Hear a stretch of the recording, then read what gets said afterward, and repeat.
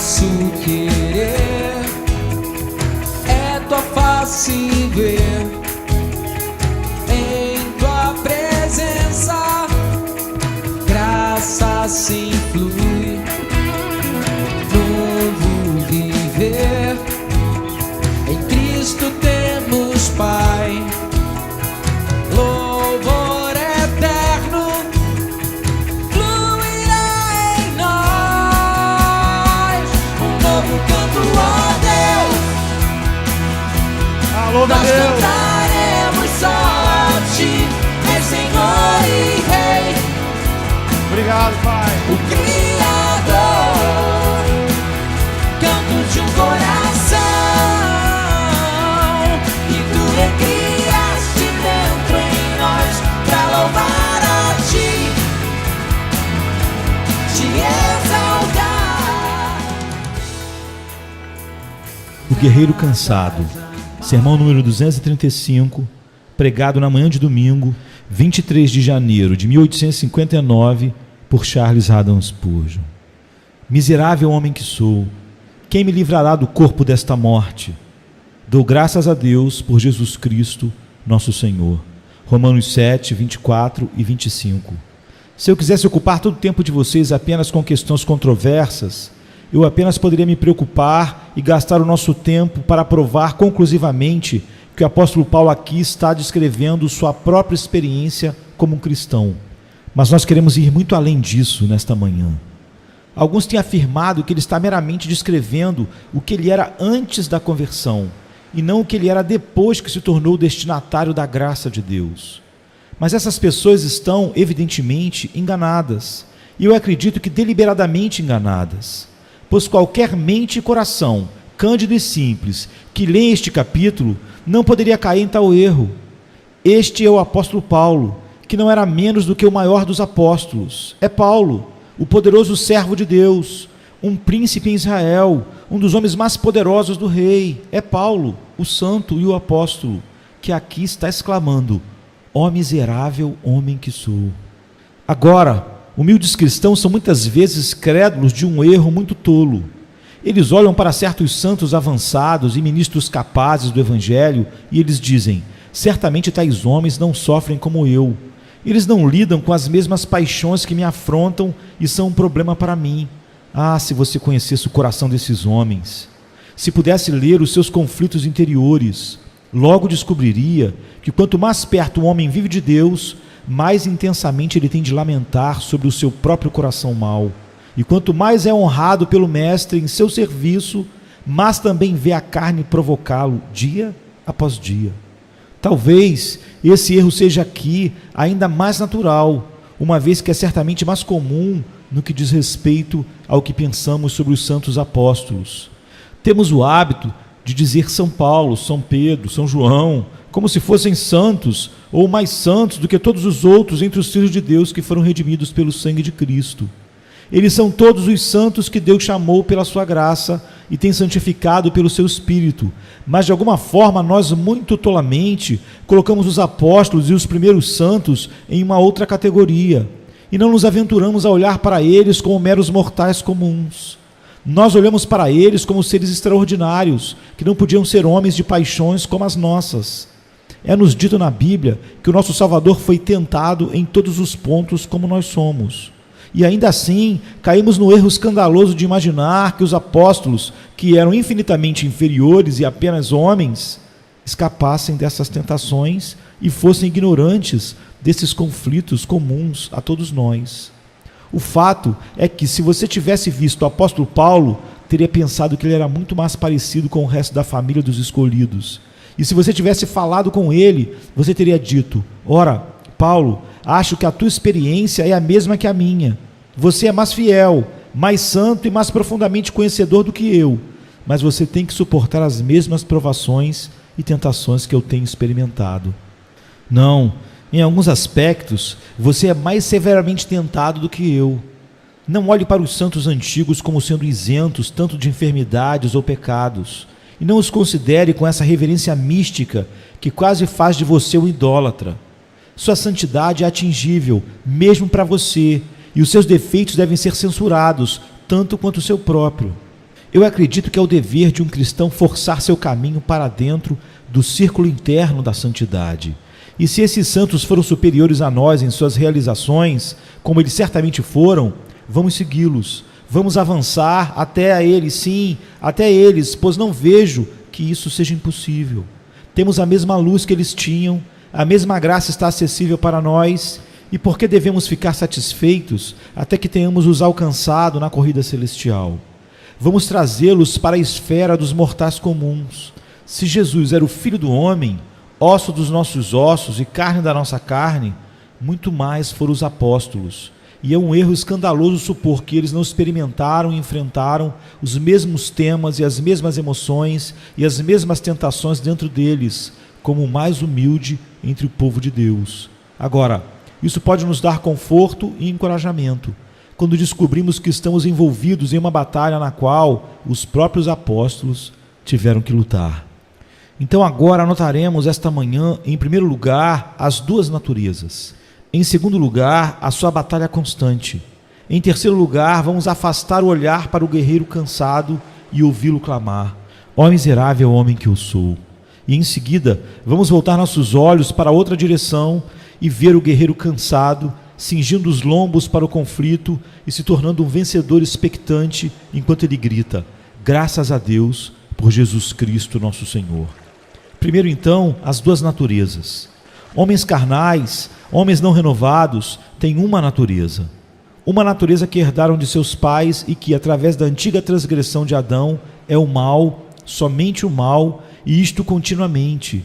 A natureza humana meramente, como é comum a todos os homens, tem em si muitas excelentes características. Ao julgar-se apenas entre os homens, um homem meramente natural pode ser honesto, íntegro, gentil e generoso. Ele pode ter pensamentos nobres e generosos e pode atingir um discurso verdadeiro e viril. Mas quando chegamos a questões espirituais que dizem respeito a Deus e à eternidade, à glória de Deus e à santidade, o homem natural não pode fazer nada. E tudo que chamamos de bondade nele é apenas horizontal. No que diz respeito a como Deus vê, não há quem faça o bem. A mente carnal, em toda a sua abrangência, está caída e está em inimizade com Deus. Ela é inimizade. Não conhece as coisas de Deus, nem nunca poderia conhecê-las. Agora, quando o homem se torna um cristão, ele se torna um novo homem por infusão de uma nova natureza. Ele é naturalmente morto em delitos e pecados, sem Deus e sem esperança. O Espírito então vem e entra nele e implanta nele um novo princípio, uma nova natureza, uma nova vida. Esta vida é um princípio elevado, santo e sobrenatural. Ele é, na verdade, a natureza divina, um raio do grande Pai das luzes. E o Espírito de Deus habita nesse novo homem. Assim, você vê, o cristão torna-se um homem duplo ou dobrado, dois homens em um. Alguns imaginam que a velha natureza é retirada do cristão. Não é assim, pois a palavra de Deus e a experiência nos ensinam o contrário. A velha natureza está no cristão inalterada, apenas a mesma que era antes, tão ruim como sempre foi, enquanto a nova natureza nele é santa, pura e celeste. E, portanto, como teremos de notar ao continuarmos olhando neste texto, daí surge um conflito entre as duas naturezas.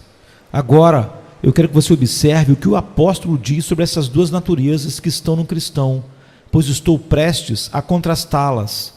Em primeiro lugar, no nosso texto, o apóstolo chama a velha natureza.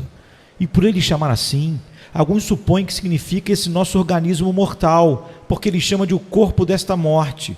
O corpo desta morte, sim, mas entenda, se não fosse o pecado, não devíamos ter nenhuma falha encontrada em nossos pobres corpos. Nossos corpos são obras nobres de Deus e não são em si mesmos a causa do pecado. Adão, no jardim da perfeição, sentiu seu corpo em sua plenitude e perfeição. Se o pecado estivesse ausente, não encontraríamos qualquer falha em nossa carne e sangue. A fonte do mal em nós não é o nosso corpo físico. O que é então o significado que Paulo está falando? O apóstolo chama de corpo desta morte. Está sendo dito que a natureza do mal dentro de nós é em si um corpo. Isso se levanta em primeiro lugar em oposição àqueles que falam dos remanescentes da corrupção em um cristão. Já ouvi pessoas falarem que há relíquias apenas, sobras e resto do pecado em um crente. tais homens não sabem muito sobre si mesmos ainda. Não é um osso ou um pequeno membro, é todo o corpo do pecado que está lá, ainda está lá, todo ele, a partir do topo da cabeça até a sola do pé. A graça não mutila esse corpo e corta os seus membros, deixa-o intacto, embora bendito seja Deus que crucifica-o, cravando-o na cruz de Cristo. Em segundo lugar, ele chama de um corpo porque é algo tangível. Todos nós sabemos que temos um corpo, é uma coisa que podemos sentir, sabemos que está lá. A nova natureza é um espírito, é sutil e não é fácil de detectar. Às vezes, chegamos mesmo a nos questionar para saber se ela está lá realmente. Mas quanto à minha velha natureza, é um corpo. Eu nunca pude achar que fosse difícil reconhecer a sua existência e presença. É tão evidente como a nossa carne e osso, por isso ele chama de um corpo.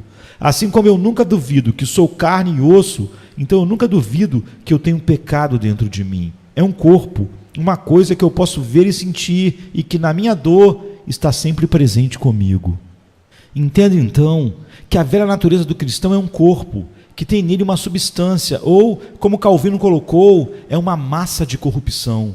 Não é simplesmente um fragmento ou um remanescente, uma peça de roupa velha, não, tudo ainda está lá.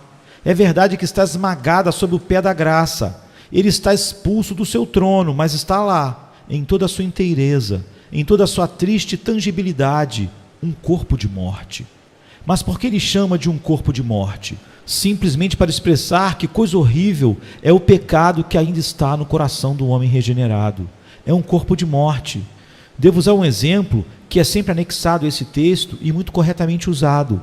Era costume dos tiranos antigos, quando desejavam colocar sobre homens castigos mais terríveis, amarrar um corpo morto a ele, colocando os dois juntos todo o tempo. E lá estava o homem vivendo com um corpo morto amarrado a ele, podre, se corrompendo e apodrecendo, e isso ele devia arrastar com ele onde quer que fosse. Agora, isso é realmente o que o cristão tem que fazer. Ele tem dentro de si a vida nova, ele tem uma vida e princípio eterno que o Espírito Santo colocou dentro dele, mas ele sente que a cada dia ele tem que arrastar com ele este cadáver, o corpo desta morte. Uma coisa tão repugnante, tão hedionda, tão abominável à sua nova vida, como um cadáver morto e fedorento seria para um homem vivo. Francis Quarles dá uma imagem, no início de uma das suas pinturas, de um grande esqueleto no qual um homem que vive está aprisionado. Por mais que seja pitoresca, a ilustração representa bem a verdade. Não é o velho homem o esqueleto velho, sujo, corrupto e abominável. Ele é uma gaiola para o novo princípio que Deus colocou no coração. Considere um momento na linguagem marcante do nosso texto. O corpo desta morte é morte encarnada, morte concentrada, a morte habitando no próprio templo da vida. Você já pensou coisa mais terrível que a morte é? O pensamento é o mais abominável para a natureza humana. Você diz que não tem medo da morte, e muito corretamente, mas a razão pela qual você não tem medo da morte é porque você olha para a gloriosa imortalidade. A morte em si é uma coisa totalmente assustadora. Agora, o pecado, de uma forma inata, tem sobre si todo o terror desconhecido, toda a força destrutiva e toda a melancolia estupenda da morte. Um poeta seria necessário para descrever o conflito da vida com a morte, para descrever uma alma viva condenada a percorrer as máscaras negras da confusão e de suportar a morte encarnada em seu próprio coração. Mas tal é a condição de cada cristão. Como um homem regenerado que ele é, um ser vivo, brilhante, espírito imortal, ainda tem que pisar os tons da morte. Ele tem que fazer a batalha diária com todos os grandes poderes do pecado, que são tão horríveis, tão sublimes e tão fantásticos como o poder da morte e do inferno. Após isso, referindo-se ao capítulo anterior, encontramos o princípio do mal chamado de o velho homem. Há muito significado na palavra velho, mas basta-nos a observação que a idade da nova natureza não está em um pé de igualdade com a natureza corrupta. Há alguns aqui que têm 60 anos de idade em sua humanidade, mas que têm apenas 2 anos na vida da graça, no novo nascimento. Agora, faça uma pausa e medite sobre a guerra no coração. É a luta de uma criança com um homem adulto, a luta de um menino com um gigante. o velho Adão, como o velho carvalho, empurrou suas raízes nas profundezas da humanidade. Pode a criança divina arrancá-lo e levá-lo do seu lugar? Este é o trabalho, queridos. Desde seu nascimento, a nova natureza começa a luta e não pode cessar a partir do início até a vitória estar perfeitamente alcançada. No entanto, é movimentar uma montanha, é secar um oceano ou debulhar várias colinas. E quem é suficiente para essas coisas? A natureza nascida do céu precisa e irá receber ajuda abundante do seu autor, ou ela se renderia na luta, subjugada sob a força superior do seu adversário e esmagada sob o seu peso enorme. Mais uma vez observe que a velha natureza do homem que permanece no cristão é má e não pode nunca ser outra coisa senão má, pois lemos neste capítulo que em mim, isto é, na minha carne, não habita bem algum. A velha natureza adâmica não pode ser melhorada, não pode ser reformada, é inútil tentar fazê-lo. Você pode fazer o que quiser com ela, você pode educá-la, você pode instruí-la, e assim você está lhe dando apenas mais instrumentos para a rebelião, mas você não pode tornar um rebelde em um amigo, você não pode transformar a escuridão em luz. Ela é inimiga de Deus, e inimiga de Deus será para sempre. Pelo contrário, a nova vida que Deus nos deu não pode pecar. Esse é o significado de uma passagem em João, onde é dito: o Filho de Deus não peca. Ele não pode pecar porque é nascido de Deus. A velha natureza é o mal, somente o mal, e isto continuamente. A nova natureza é totalmente boa. Ela não sabe nada sobre o pecado a não ser odiá-lo. Seu contato com o pecado traz dor e sofrimento, e ela clama: ai de mim, que sou peregrino em Meseque e habito nas tendas de Quedar, como diz o Salmo 120, verso 5. Tenho, portanto, lhe dado alguma pequena imagem das duas naturezas. Deixe-me lembrá-lo novamente que essas duas naturezas são essencialmente imutáveis. Você não pode fazer a nova natureza que Deus lhe deu menos divina. A velha natureza, você não pode fazê-la menos impura e terrestre. O velho Adão é uma coisa condenada. Você pode varrer a casa e o espírito maligno pode parecer ter saído dela, mas ele vai voltar novamente e trazer consigo outros 7 demônios piores do que ele. É a casa de um leproso, e a lepra está em cada pedra, desde a fundação ao telhado. Não há nenhuma parte que é limpa. É uma peça de roupa manchada pela carne. Você pode lavar e lavar e lavar, mas você nunca vai torná-la limpa. Seria tolice tentar fazê-lo. Enquanto, por outro lado, a nova natureza não pode ser maculada, é impecável, santa e pura, que habita em nossos corações. Ela governa e reina lá, esperando o dia em que expulsarão seu inimigo, e sem um rival será monarca no coração do homem para sempre. Eu descrevi assim os dois combatentes. Vamos ver agora no próximo ponto a sua batalha. Nunca houve uma rixa mais mortal em todo o mundo entre as nações do que há entre esses dois princípios. Você pode dizer: como há oposição entre o certo e o errado? Sim, mas há algo mais profundo aqui. O certo e o errado são geralmente divididos entre si por uma distância e, portanto, eles têm um ódio menos intenso dependendo disso, dessa distância. Suponha por um instante: o certo ama a liberdade, portanto, ele odeia o mal da escravidão. Mas nós não odiamos a escravidão tão intensamente como quando nós a vemos diante dos nossos olhos. Faria o nosso sangue ferver quando víssemos o nosso irmão negro surrado pelo chicote de couro. Imagine um senhor de escravos em pé aqui batendo em seu pobre escravo até que o sangue vermelho jorrasse como um rio. Você pode conceber tal indignação no seu coração? Agora, é fato que a distância faz você sentir isso de uma forma menos aguda.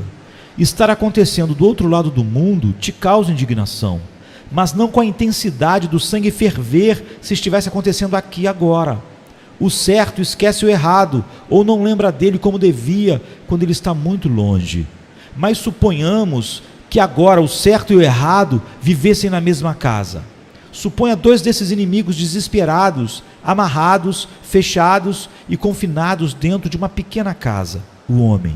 Suponha que os 2 fossem obrigados a viver juntos. Você pode imaginar o impulso desesperado de fúria que estes 2 teriam um contra o outro? O mal diz: eu vou jogá-lo para fora, você é um intruso. Eu não posso estar em paz como eu desejo, não posso pecar em paz como eu desejo, eu não posso causar distúrbios como eu desejo, eu não posso viver apenas como desejo, eu nunca vou ficar contente até que eu te mate. Não, diz a nova natureza, eu vou te matar e levá-lo para fora. Eu não vou permitir que qualquer pedaço de pau ou pedra que vem de ti permaneça. Jurei guerra de morte a você, tomei a espada e tirei da bainha, e nunca vou descansar até que eu possa cantar sobre uma vitória completa sobre você e totalmente expulsá-lo desta casa. Eles estão sempre em inimizade onde quer que estejam. Eles nunca foram amigos e nunca podem ser. O mal deve odiar o bem e o bem deve odiar o mal. E note que, embora possamos comparar isso à inimizade do lobo e cordeiro, a nova natureza não é um cordeiro em todos os aspectos. Ela pode ser comparada a um cordeiro em sua inocência e mansidão, mas não em sua força, pois a nova natureza tem toda a onipotência de Deus sobre ela, enquanto a velha natureza tem apenas toda a força do maligno nela, que é uma força fácil de ser exagerada, mas que muito frequentemente também é subestimada. Essas duas coisas estão sempre desesperadamente em inimizade uma com a outra, e mesmo quando elas estão ambas tranquilas, elas se odeiam perfeitamente.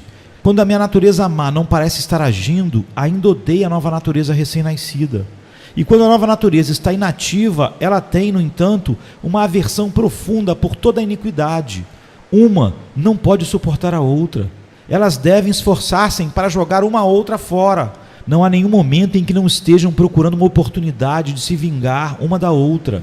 Há momentos em que a velha natureza é muito ativa e depois parece recolher as armas do seu arsenal mortal contra o cristão. Mas você vai encontrar-se de repente atacado com raiva. E quando você se proteger contra a tentação da fervura da raiva, de repente você vai encontrar o orgulho subindo por ter se controlado. E você vai começar a dizer a si mesmo: eu não sou um bom homem por ter mantido a calma. E no momento em que você empurrar o orgulho para baixo, virá outra tentação. A luxúria vai olhar para fora pela janela dos seus olhos, e você desejará uma coisa sobre a qual você sequer deveria olhar. E antes que você possa fechar os olhos sobre essa paixão, a preguiça na sua letargia mortal te rodeará, e você se entrega à sua influência e deixa de trabalhar para Deus. E então, quando você se levantar e se fizer ativo de novo, você vai descobrir que na própria tentativa de despertar a si mesmo, você despertou também o seu orgulho.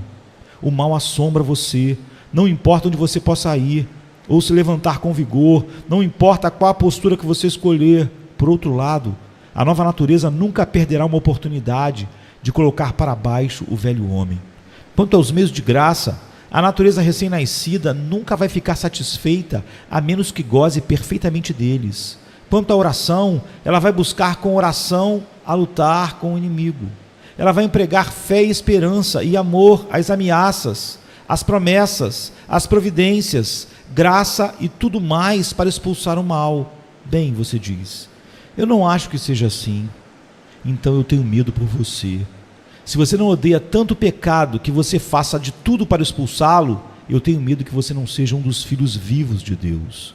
Antinomianos gostam de ouvir pregação sobre o mal do coração, mas aqui está a falha com eles.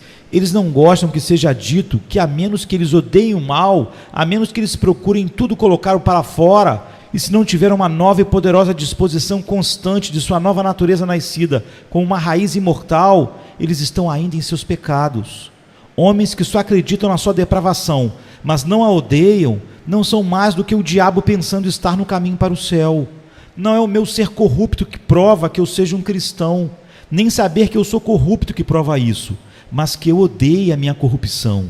É minha luta agonizante de morte com minhas corrupções que me provam que eu sou um filho vivo de Deus. Essas duas naturezas nunca deixarão de lutar enquanto estivermos neste mundo.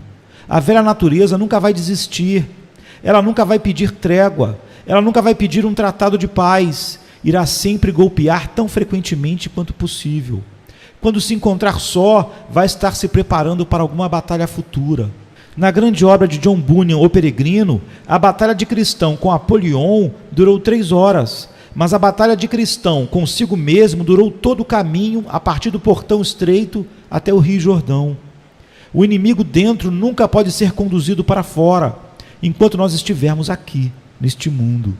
Satanás pode, por vezes, estar ausente de nós, tendo experimentado uma derrota que o faz voltar uivando para a sua toca. Mas o velho Adão ainda permanece conosco desde o primeiro até o último momento da nossa vida. Ele estava conosco quando no princípio cremos em Cristo. E muito antes disso, ele nasceu, nós nascemos em Adão.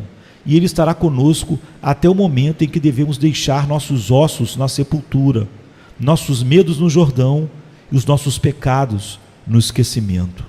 Uma vez mais, devemos observar que nenhuma dessas duas naturezas irá para a luta sem trazer aliados para ajudar. A natureza do mal tem relações antigas, e em seu esforço para expulsar a graça que está dentro, ela envia seus mensageiros a todos os seus ajudantes. Como Chedorlaomer, o rei de Alã, traz outros reis com ele quando ele vai para a batalha. Ah, diz o velho Adão, eu tenho amigos no abismo. Ele envia uma mensagem para as profundezas, e aliados dispostos vêm para cima. E espírito das profundezas vastas do inferno, demônios sem número chegam para ajudar o seu irmão. E então, não contente com isto, a carne diz, eu tenho amigos no mundo também.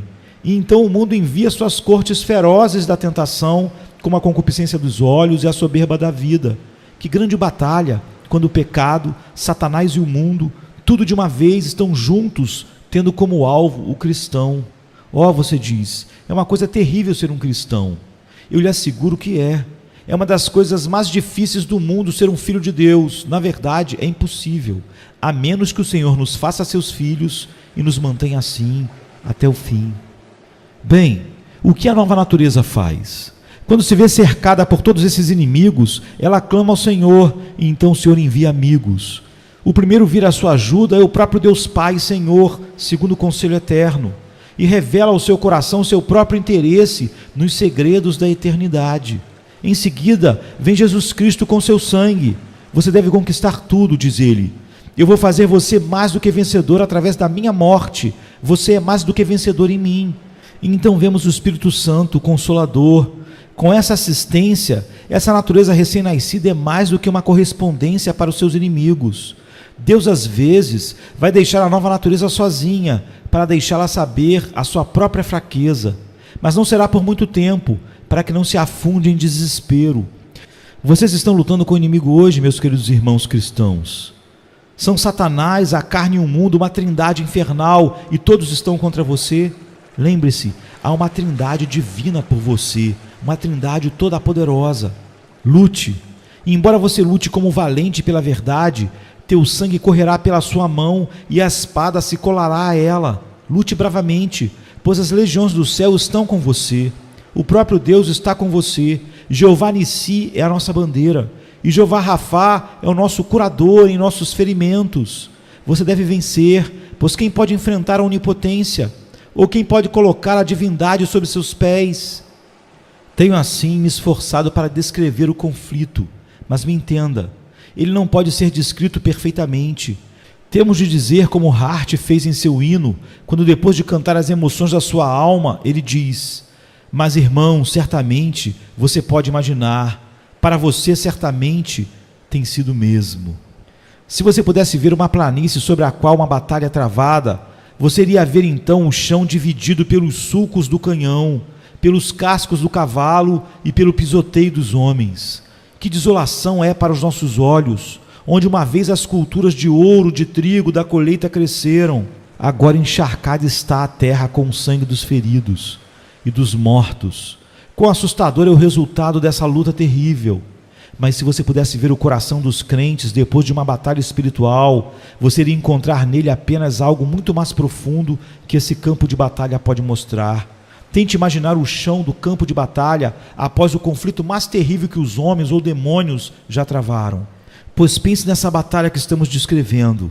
Nela, o homem está combatendo consigo mesmo, mas mais do que isso, o homem com o mundo inteiro, não mais o homem com o inferno, Deus com o homem, contra o homem, o mundo e o inferno. Que luta é essa? Até os anjos vêm dos mais remotos lugares eternos para contemplar tal conflito. Que grande conflito acontece no coração de cada homem verdadeiramente regenerado. Agora chegamos por fim ao combatente cansado. Ele levanta a sua voz, ele clama, ele chora: ó miserável homem que sou, quem me livrará do corpo desta morte? É o grito de um guerreiro ofegante. Ele lutou tanto tempo que ele perdeu o fôlego, e ele clama novamente, ele toma fôlego pela oração: ó miserável homem que sou, quem me livrará do corpo desta morte? Ele não vai desistir do conflito? Ele sabe que não pode, e ele não se atreve. Esse pensamento não entra em sua mente, mas o conflito é tão intenso, a batalha é tão furiosa, que ele está quase derrotado. Ele se senta para se refrescar, e assim ele suspira em sua alma, como o cervo ofegante, desejando pelo ribeiro de águas. Ele diz: ó miserável homem que sou. Não, é mais do que isso, é o grito de quem está desmaiando. Ele lutou até agora e a sua força foi gasta, e ele cai de volta nos braços do seu Redentor com esse suspiro desesperado, este brado: ó miserável homem que sou. Sua força falha, ele mal se mantém na batalha. Ele sente que, sem a ajuda de Deus, ele está tão totalmente derrotado que ele começa a levantar seu próprio gemido de derrota: ó miserável homem que sou. Então ele faz esta pergunta: quem pode me sustentar? Quem pode me manter de pé nesta batalha? E lá vem a voz da lei. A lei diz: eu não posso e eu não vou. Aí vem uma voz da consciência: eu posso fazer você ver a batalha, mas não posso ajudá-lo nisso. Então lá vem um grito da antiga natureza humana que diz: ah, ninguém pode livrá-lo, vou destruí-lo, você deve cair pela mão do seu inimigo, a casa de Davi será destruída, e Saul deve viver e reinar para sempre. E o pobre soldado caído de cansaço clama novamente: quem me livrará? Parece um caso sem esperança, e eu acredito que, por vezes, o verdadeiro cristão pode pensar estar irremediavelmente entregue ao poder do pecado. A miséria de Paulo, penso eu, estava em duas coisas, que são suficientes para fazer qualquer homem miserável. Paulo acreditava na doutrina da responsabilidade humana, e ainda assim ele sentiu a doutrina da incapacidade humana.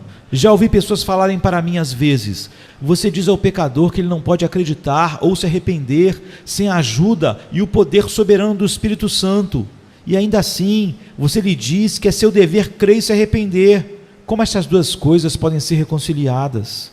Respondemos que elas não precisam de qualquer reconciliação. São duas verdades da Sagrada Escritura, e nós não precisamos reconciliá-las, elas são amigas, e os amigos não precisam de qualquer reconciliação. Mas o que parece uma dificuldade como uma questão de doutrina, é clara como o dia, como uma questão de experiência. Eu sei que é o meu dever ser perfeito, mas estou consciente que eu não posso ser. Eu sei que cada vez que eu cometo pecado, eu sou culpado, e no entanto, estou certo que eu peco, que minha natureza é tal que eu não posso com algo tão grande. Eu sinto que eu sou incapaz de me livrar deste corpo do pecado e da morte, e ainda assim, eu sei que eu deveria livrar-me dele. Essas duas coisas são o suficiente para fazer qualquer homem infeliz e miserável. Saber que ele é responsável por sua natureza pecaminosa, e ainda saber que ele não pode se livrar dela, saber que deve ter domínio sobre ela, e saber que é impossível para ele, saber que é o seu negócio manter a lei de Deus perfeitamente e andar sem culpa nos mandamentos da lei, mas saber por experiência triste que ele é tão incapaz de fazê-lo como ele é para reverter o movimento do globo ou parar o sol a partir do centro do nosso sistema. Não vai essas duas coisas conduzir qualquer homem ao desespero? A maneira pela qual alguns homens evitam o dilema é por uma negação de uma dessas verdades. Eles dizem: bem, é verdade que eu sou incapaz de parar de pecar, e em seguida eles negam a obrigação de fazê-lo. Eles não clamam: ó miserável homem que eu sou. Eles vivem como eles gostam e usam isso como uma desculpa. Por outro lado, existem alguns homens que sabem que são responsáveis, mas então eles dizem: na verdade, então eu posso vencer meu pecado. Eu sou livre, usarei meu livre-arbítrio, força de vontade e vencerei. E estes homens presos nessa ilusão mortal se sentem razoavelmente felizes. Eles não são miseráveis, como Paulo está dizendo. Eles acham que de alguma forma podem se livrar do corpo desta morte. Ambos, como acontece no arminianismo, por exemplo, se sentem muito confortáveis. Mas o homem que acredita que essas duas doutrinas são igualmente ensinadas na palavra de Deus, que ele é responsável pelo pecado e ainda que ele é incapaz de se livrar dele totalmente, não é de se admirar que quando ele olha para dentro de si, ele só encontra o suficiente para fazê-lo suspirar e chorar, até mesmo desmaiar em desespero: ó miserável homem que eu sou, quem me livrará do corpo desta morte? E agora alguém diz: ah, eu não sou cristão, se essa é a maneira em que ele cai de cansaço, se ele está sempre lutando consigo mesmo e até mesmo se desespera da vitória. Pare um momento. Vamos completar o quadro. Este homem está muito cansado, mas ele será restaurado aos poucos. Não pense que ele está irremediavelmente derrotado. Ele cai para subir, ele desmaia apenas para ser revivido de novo. Eu sei um pouco de uma magia, entre aspas, que pode despertar suas esperanças e despertar sua emoção, apesar do atual congelamento do seu sangue. É assim que acontece com um guerreiro cansado. Vamos soar a promessa em seu ouvido. Veja como logo ele reviverá as suas forças. Vamos colocar o remédio e tônico em seus lábios e ver então como ele põe o homem de pé e restaurado novamente. Eu estou quase derrotado, diz ele, quase levado ao desespero. Mas não se alegre de mim, ó meu inimigo. Embora eu caia, eu ainda levantarei novamente. E ele ataca violentamente, novamente gritando: graças a Deus por Jesus Cristo nosso Senhor. Então ele se vê outra vez como mais do que vencedor por meio daquele que nos amou. Isso me leva a este último ponto, que o cristão será infalivelmente vencedor finalmente. Você acha que nós vamos para sempre ser burros de carga e lutar desesperados com o pecado? Eu vou ser para sempre um escravo na galera da minha própria natureza, a remar para a liberdade e nunca escapar? Terei sempre este homem morto acorrentado à minha volta e ser obrigado a cheirar as exalações pestíferas do seu corpo podre? Não, não e não. O que está dentro do meu coração é como uma águia enjaulada, e eu sei que em breve as barras que me confinam serão despedaçadas. A porta da minha gaiola deve ser aberta, e eu subirei com os meus olhos fixos no sol da glória, subindo em linha reta, não me movendo nem para a direita nem para a esquerda, voando até eu chegar ao ninho das rochas eternas do amor eterno de Deus. Não, nós que amamos o Senhor não vamos para sempre habitar em Meseque. A poeira pode manchar as nossas vestes, e sujeira pode estar em nossa testa, a nossa roupa pode estar esfarrapada, mas não será assim para sempre. O dia está chegando quando nos levantaremos e nos ergueremos do pó, e colocaremos nossas belas peças de vestuário. É verdade que estamos agora como Israel em Canaã. Canaã está cheia de inimigos, mas os cananeus deverão ser expulsos. Ameleque será morto, Agag será cortado em pedaços. Nossos inimigos devem, cada um deles, ser dispersos, e toda a terra de Dan até Berseba será do Senhor. Cristãos, alegrem-se. Você está prestes a ser perfeito. Você está prestes a ser libertado do pecado, totalmente livre dele, sem nenhuma inclinação errada ou um desejo maligno. Você está prestes a ser tão puro como os anjos na luz, não mais com roupas do seu mestre sobre você. Você deve ser santo, santo como Jesus é santo. Você pode pensar nisso. Não é a própria soma dos céus, o êxtase de felicidade, o soneto das colinas de glória, que você será, enfim, perfeito como Cristo? Nenhuma tentação poderá alcançá-lo a partir do olho ou ouvido, ou mão. Nem a tentação poderá alcançar você, ou você ser prejudicado por ela. Não haverá nada em você que possa lembrar como você era ao nascer como um filho de Adão.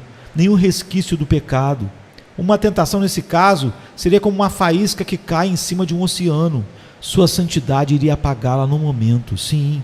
Lavado no sangue de Jesus, batizado com o Espírito Santo, você está prestes a caminhar pelas ruas de ouro, vestido de branco, e branco será teu coração também, e perfeito como seu Criador. Você estará diante do seu trono e cantará seus louvores por toda a eternidade. Agora, soldado de Cristo, erga o braço de novo. Uma vez mais, corra para a luta. Você não pode ser derrotado, mas você deve continuar lutando. Embora você desmaie de cansaço um pouco, tenha coragem, mantenha a coragem. Você vai conquistar por meio do sangue do Cordeiro. Ó miserável homem que sou, quem me livrará do corpo desta morte? E a resposta vem poderosa: graças a Deus por Jesus Cristo. E agora, por mais alguns minutos, vou concluir fazendo uma observação ou duas para muitos aqui presentes. Há alguns aqui que dizem: eu nunca estou perturbado dessa maneira. Então eu sinto muito por você. Vou dizer-lhe o motivo da sua falsa paz e tranquilidade. Você não tem a graça de Deus em seu coração. Se você tivesse, certamente encontraria este conflito dentro de você. Não despreze o cristão porque ele está em conflito. Despreze a si mesmo porque você não está nele. A razão pela qual o diabo permite por si só teu estado é que ele sabe que você é dele. Ele não precisa te incomodar muito agora. Ele vai ter tempo suficiente para dar-lhe tudo isso no fim. Ele perturba o coração do cristão porque ele sabe que o perdeu para sempre. Ele sabe que se ele não provocá-lo aqui, ele nunca mais terá a chance de fazê-lo na eternidade. Então ele vai mordê-lo, atacá-lo o quanto ele puder. Já os que não nasceram de novo compartilharão com ele da sua ruína. É por isso que o cristão está angustiado mais do que você. Quanto a você, você pode muito bem estar sem qualquer dor, pois os homens mortos não sentem os golpes e não sentem a dor. Você pode muito bem estar sem as fisgadas da consciência, pois os homens que são corruptos não são susceptíveis de sentir essas feridas. Embora você possa esfaqueá-lo da cabeça aos pés, eles são insensíveis, estão mortos. Tenho pena da sua condição, pois o verme que nunca morre se prepara para se alimentar de você. O abutre eterno do remorso, em breve, molhará o seu bico horrível com o sangue da tua alma. Trema, pois o fogo do inferno é quente e insaciável, e o lugar de perdição é hediondo, para além do sonho de um louco.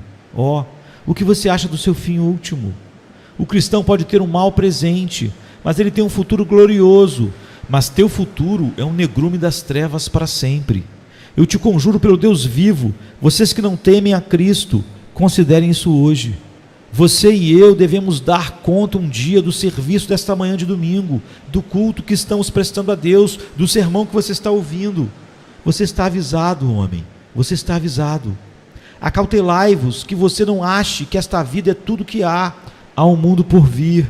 Existe, como a Bíblia diz, um após a morte, o julgamento. Se você não teme o Senhor, há após o julgamento eterna ira e miséria eterna. E agora, uma palavra para aqueles que estão buscando Cristo. Você diz: Senhor, tenho procurado Cristo, mas eu me sinto pior do que eu já estive na minha vida. Antes que eu tivesse qualquer pensamento sobre Cristo, eu me sentia como se eu fosse uma pessoa boa, um homem bom, mas agora eu sinto que sou mau. Está tudo bem, meu amigo. Eu estou contente de ouvi-lo dizer isso. Quando os cirurgiões curam a ferida de um paciente, eles sempre têm o cuidado de cortar a carne orgulhosa, porque a cura nunca pode ser radical enquanto a carne orgulhosa permanece. O Senhor está te livrando de sua autoconfiança e autojustiça. Ele só agora está revelando à sua alma o tumor mortal que está apodrecido dentro de você. Você está no caminho certo para a cura, se você está no caminho do seu ferimento. Deus faz feridas antes de trazer a cura. Ele ataca um homem morto em sua própria estima antes que ele faça com que ele viva. Um grita: mas eu espero que eu jamais seja entregue ao meu pecado. Sim, meu irmão, se você agora olhar para Cristo, você não será. Eu não me importo sobre o seu pecado, nem sobre o seu desespero de coração, se você só virar a sua atenção para Ele que sangrou em cima do madeiro. Isso não é apenas uma esperança para você, mas uma certeza da salvação. Eu mesmo, ao pensar sobre este assunto, senti um horror da grande corrida da escuridão sobre o meu espírito, quando uma vez eu pensei que estava correndo perigo de ser derrotado finalmente, e eu não podia obter um vislumbre de luz em meu espírito sobrecarregado, até que eu virei meus olhos e vi meu mestre pendurado no madeiro. Eu vi o sangue que continua fluindo, a fé se prendeu sobre o sacrifício e eu disse: esta cruz é um instrumento da vitória de Cristo, e é o meio da minha vitória final. Nada pode me separar do amor de Deus que está em Cristo. Eu olhei para o sangue, lembrei-me que eu era mais que vencedor em seu sangue, e eu levantei de minhas meditações, humilhados, mas ainda alegre, abatido, mas não desesperado, caminhando em direção à vitória que já é minha para sempre. Faço o mesmo. Jesus Cristo veio ao mundo para salvar os pecadores. Acredite nisso. Você é um pecador desperto, consciente e penitente, portanto, Ele veio para salvá-lo.